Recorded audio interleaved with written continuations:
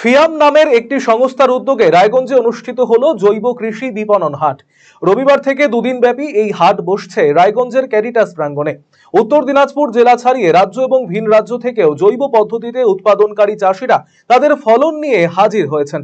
সেই সমস্ত ফলন একদিকে যেমন বিপণন হচ্ছে, অন্যদিকে তার প্রদর্শনীও করা হচ্ছে। ফিয়ামের কর্মী দেবাশিস দত্ত জানিয়েছেন, বর্তমানে আধুনিক কৃষিতে যে পরিমাণে রাসায়নিক ব্যবহার করা হচ্ছে তাতে মানুষজনের শরীরে নানান রোগ ব্যাধি তৈরি হচ্ছে। এর থেকে বাঁচতে জৈব পদ্ধতিতে কৃষি কাজের ওপর জোর দেওয়া হচ্ছে। এই কর্মসূচি গ্রহণের একমাত্র লক্ষ্য হলো বিষমুক্ত সমাজ গঠন। আমাদের আজ এবং কাল দুদিনের কর্মসূচি জৈব কৃষি বিপণন হাট।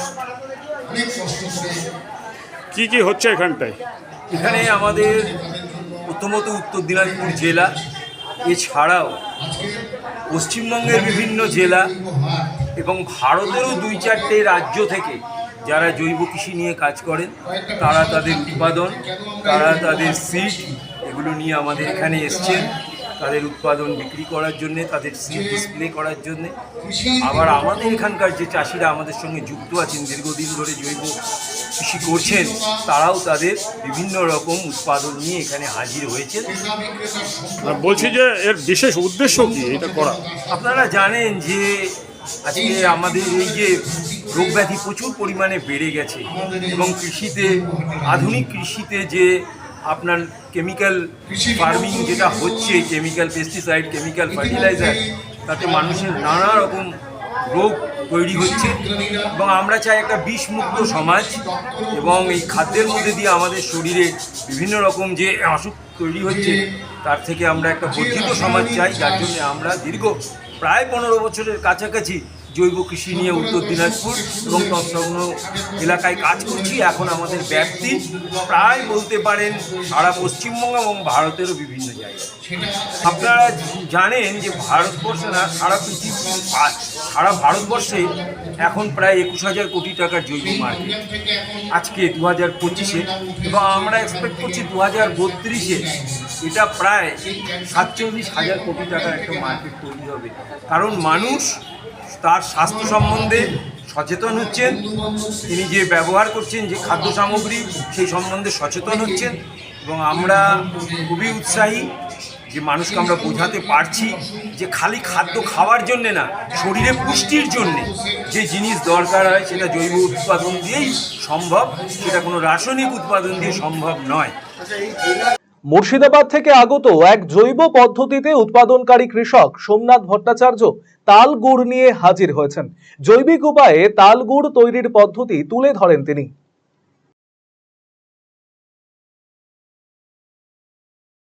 আমরা মুর্শিদাবাদ তালগুড় সমিতির পক্ষ থেকে এসেছি। আমাদের মুর্শিদাবাদ জেলায় এবং গোটা পশ্চিমবঙ্গের মধ্যে পূর্ব মেদিনীপুর, পশ্চিম মেদিনীপুর, দক্ষিণ 24 পরগনা, পুরুলিয়া, বাঁকুড়া, নদিয়া আর মুর্শিদাবাদ, এই গোটা 8টা জেলায় মোটামুটি তালগুড় হয়। আর পশ্চিমবঙ্গের সমস্ত জেলাগুলো তালগুড় হয় না। তার প্রধান কারণ হচ্ছে তালগুড়ের যে তালের তাড়িটা, যাকে হাড়িয়া বলে, সেই তালের তাড়ি যারা নিম্ন মধ্যবিত্ত বা যারা আছে তারা ডাল চানাচুর দিয়ে তাড়িটা খায়, যে তারা উপলব্ধি করতে পারে না। তাড়িটা হচ্ছে পুষ্টিকর খাবার। আমরা চাইছি যে তালগুড় থেকে এই তালের তাড়ি থেকে বা তালের রস থেকে তালগুড়টা তৈরি হোক এবং তালের গুড় থেকে তৈরি হোক। তালটাও টাকা পাবে এবং তাল চাষিরাও টাকাটা যেটা পাবে, তাল মিছরিটাও পশ্চিমবঙ্গের বাইরে, ভারতবর্ষের বাইরে যায়। যেটা তামিলনাড়ুতে সমস্ত জায়গায় হচ্ছে, তালের গুড় হচ্ছে এবং তাল মিছরিটাও হচ্ছে।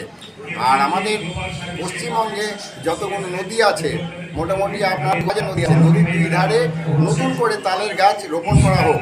তারপর হচ্ছে তালের গাছ রোপণ করে নদীর ভাঙনগুলো মানে বন্ধ হবে এবং তালের গাছ থেকে আপনার 20 রকমের প্রোডাক্ট হয়। সেটা বলছি, তালপাতা থেকে তালের শিকড় পর্যন্ত সব কাজে লাগে। একে হচ্ছে তালপাতা, তালের পাখা, তালের হচ্ছে লাঠি, তালের ফটো ফ্রেম, তালের ব্যাগ, তারপরে আপনার হচ্ছে তালগুড়, তাল মিছরি, তারপরে তালের নিড়া, তালের চপরাস, তারপরে হচ্ছে তাল থেকে আর আপনার জিনিস প্রোডাক্ট তৈরি হচ্ছে। যে তালটা হচ্ছে আপনার পুষ্টিকর খাবার, যেটা শিশু থেকে আবার বৃদ্ধ পর্যন্ত তালের যেটা হচ্ছে আপনার নিড়াটা তৈরি করানো হচ্ছে, ওটা চালু হচ্ছে।